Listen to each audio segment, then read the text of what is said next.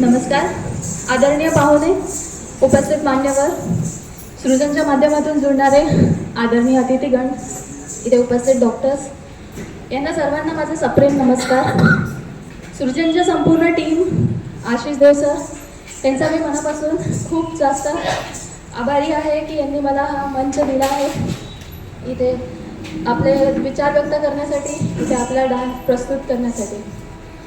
माझ्या आदरणीय गुरु श्रीमती मृणालिनी खाडीलकर मॅडम यांचा मी मनापासून किती आभार व्यक्त केला तेवढा कमी आहे, कारण त्या आहेत त्यामुळे मी आज या कथक नृत्य सादर करू शकत आहे.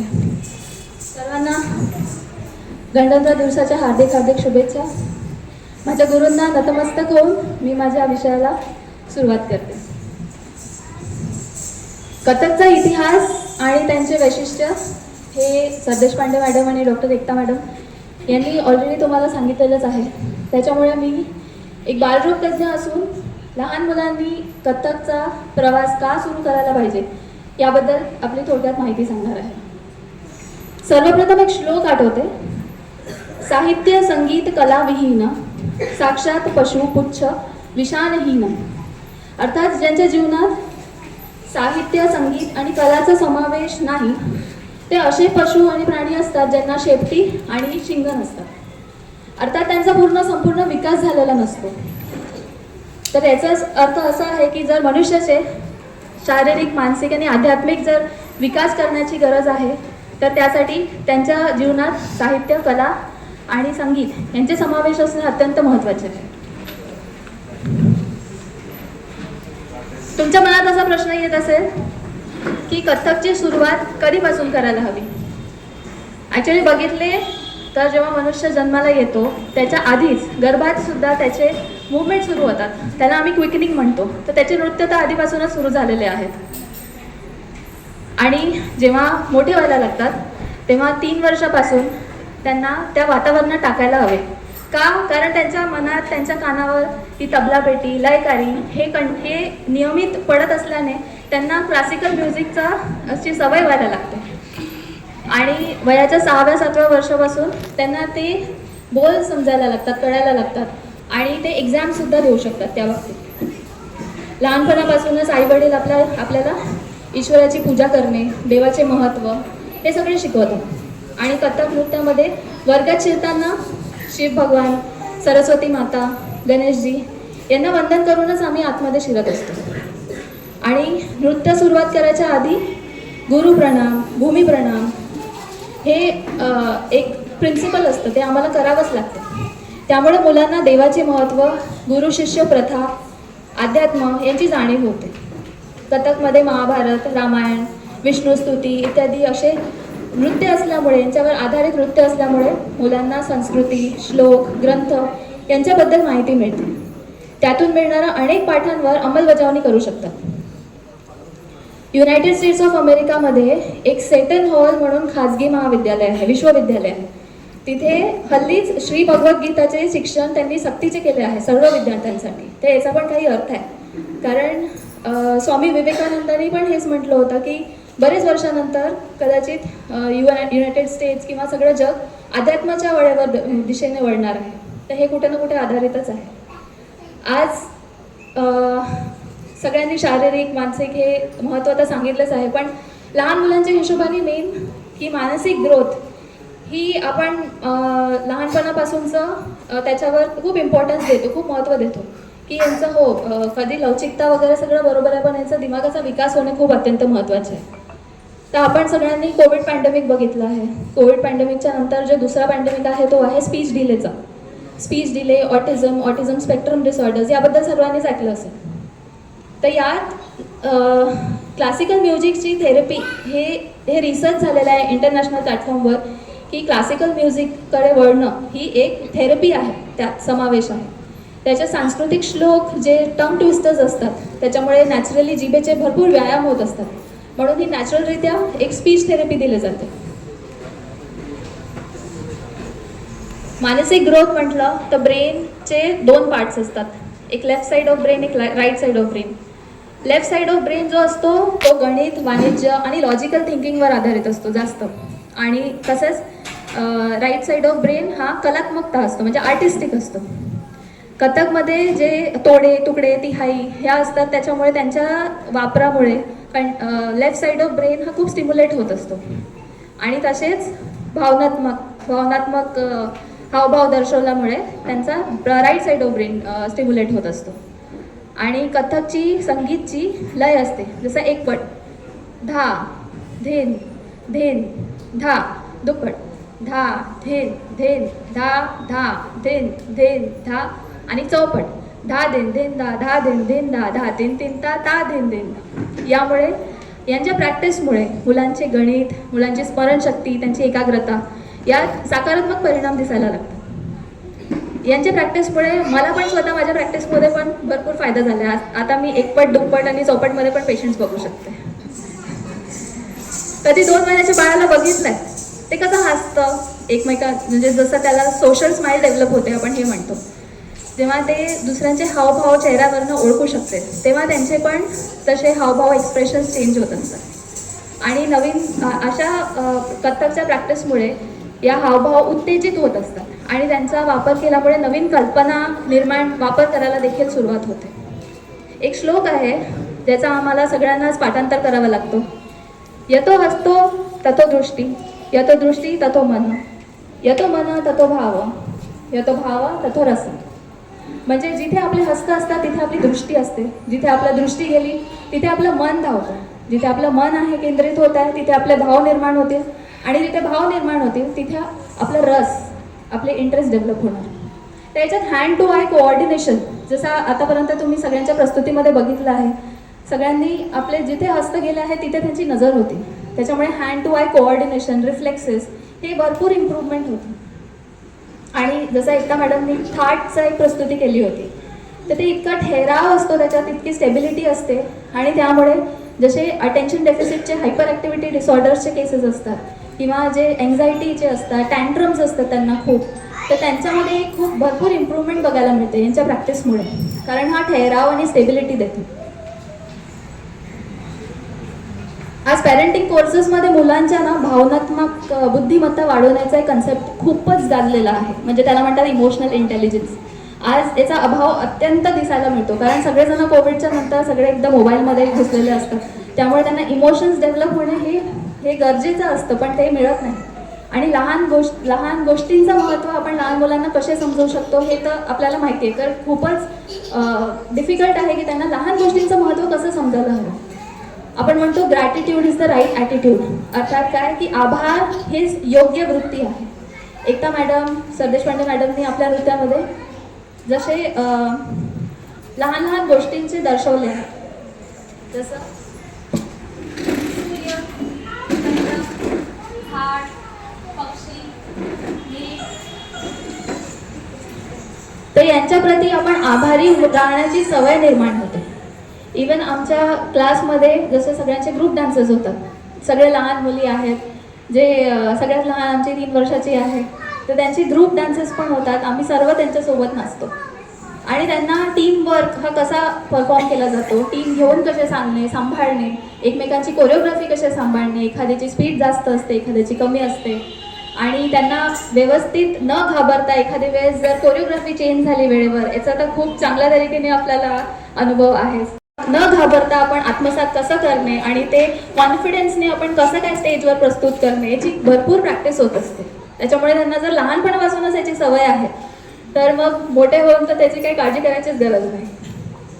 तुमच्या मनात एक प्रश्न येत असेल की ठीक आहे, क्लासिकल डान्सनी मानसिक ग्रोथ होत आहे, फिजिकल ग्रोथ होत आहे, सगळं व्यवस्थित आहे, पण क्लासिकल म्युझिक हे बरेच जणांना खूप बोरिंग वाटतं असंही होऊ शकते लहान मुलांना, तर त्यांना इंटरेस्टिंग कसं बनवायचं. तर काय होतं की आमच्या क्लासमध्ये मॅडम आमच्या नर्सरी राईम्सवर सुद्धा कथ्थक करत होते. आम्ही twinkle twinkle little star, jingle bell त्याच्यावर पण कथ्थक करत असतो. आणि इवन जसं डान्सेसमध्ये कधी बॉल गेम्स असतात, जसं आम्ही दर्शवतो, प्रत्येक गोष्ट हे एक्सप्रेशन्स आणि हावभावनी दर्शवलं जातं. त्याच्यामुळे त्याच्यात राधाकृष्णाची छेडछाड असते, तर त्याच्यामुळे अल्टिमेटली ते सगळे एक्सप्रेसिव्ह जे पण भावनात्मक कला आहेत हे या डान्सेसमध्ये इन्व्हॉल्व असतात आणि म्हणून लहान मुलांना अल्टिमेटली इंटरेस्ट येतो.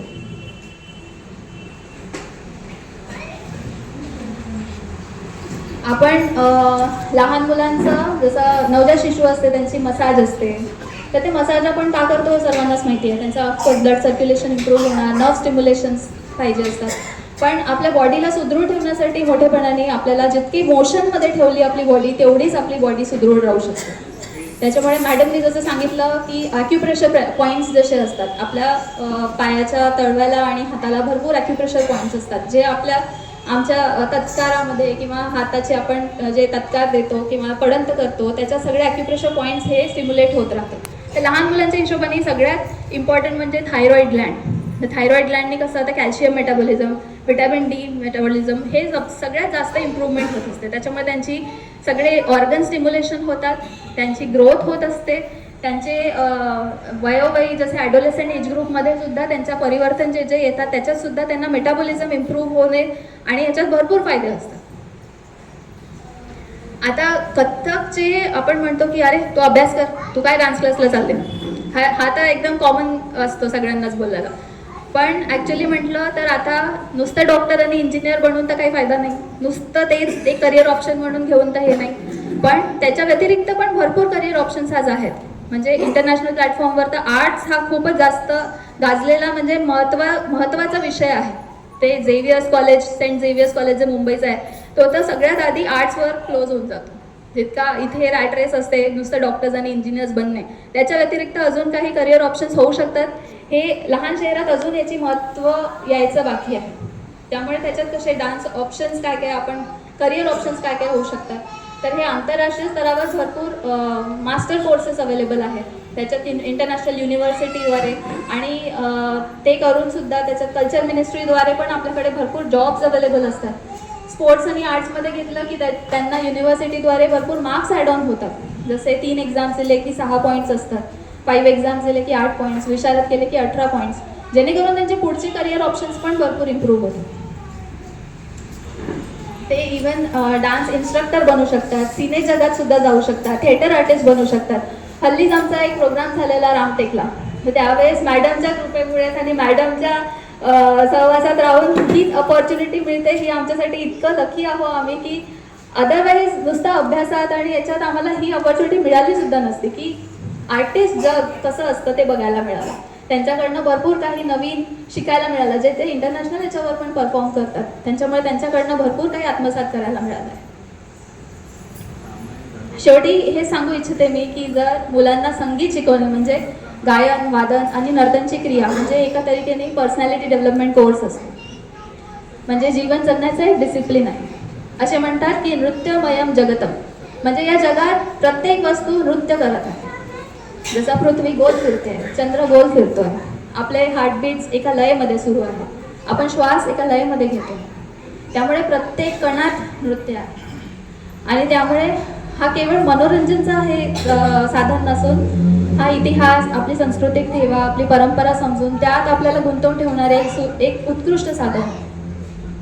आज या महत्त्वपूर्ण वारसाला त्याचा आदर आणि स्थान मिळावा हीच माझी इच्छा आहे. सृजनच्या माध्यमातून आम्हाला या कलाकारांना हा मंच मिळणे हे आमच्यासाठी खूपच लकी आहे. कारण त्यांच्याशिवाय असे हिरे, जसं मॅडमने सांगितलं की असे हिरे जे चुनून घेतात ते सृजनच्या माध्यमातूनच होऊ शकतात. आणि चंद्रपुरात या प्लॅटफॉर्ममध्ये असे भरपूर जण आहेत दडलेले, पण ते अजूनपर्यंत मंचावर आले नाही. आणि समहाव आपण बघतो की हो, तसा प्रतिसाद पण मिळणे भरपूर इम्पॉर्टंट आहे. मी डॉक्टर समृद्धी वासनिक आहे. मी मागच्या 3 वर्षापासून मी एक बालरोग तज्ज्ञ म्हणून प्रॅक्टिस करते रामनगर येथे. आणि माझा कथ्थकचा प्रवाससुद्धा मी 3 वर्षापासून सुरू केला आहे. माझ्या गुरु मृणालिनी मॅडम माझ्या जीवनात एका महत्त्वाच्या घडामोडीत आल्या, जेव्हा माझ्या जीवनात भरपूर अंधार होता. आणि त्यांनी एक लाईट हाऊसद्वारे, जसं एका जहाजाला लाईट हाऊस कसं मार्गदर्शन करतं आणि किनाऱ्यावर आणतं, तसं मॅडम माझ्या लाईफमध्ये एक लाईट हाऊस म्हणून आहे.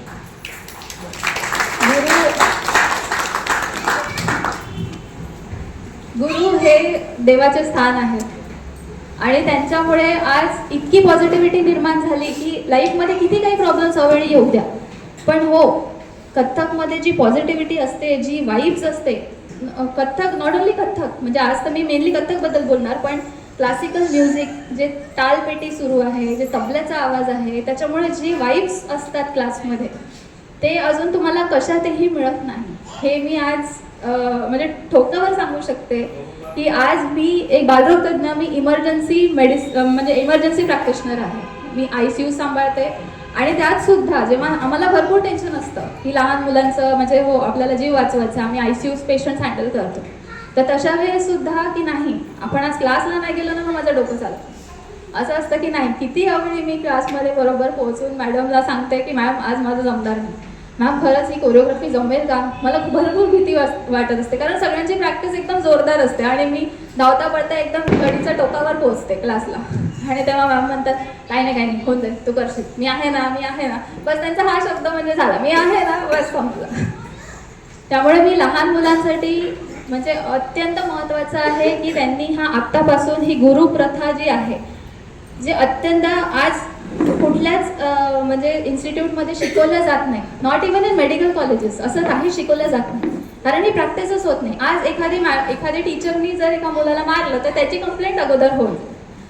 पण आमच्या मॅडम याचा अर्थ नाही की आम्हाला मारतात, फक्त एक छडीचा छडी आहे माझ्याकडे असं फक्त बोलतात. पण त्यामुळे ही जे डिसिप्लिन लागते, जीवन शिकण्याची जी शैली, जीवन पर्सनॅलिटी डेव्हलपमेंट. आज तुम्ही 10 वर्ष अगोदर जर मला बघितलं असतं तर मी अशी अजिबात नव्हती, एक जीन्स आणि टी-शर्ट घालणारी मुलगी, जे मॅमनी मला टोटली ट्रान्सफॉर्म करून टाकलं आहे. त्यामुळे आज मी प्रो मेकअप पण करू शकते, मी प्रो प्रेझेंटेशन देऊ शकते, मी आज हे न बघता सुद्धा भरपूर काही बोलू शकते. हे सगळं मॅडमकडे आहे.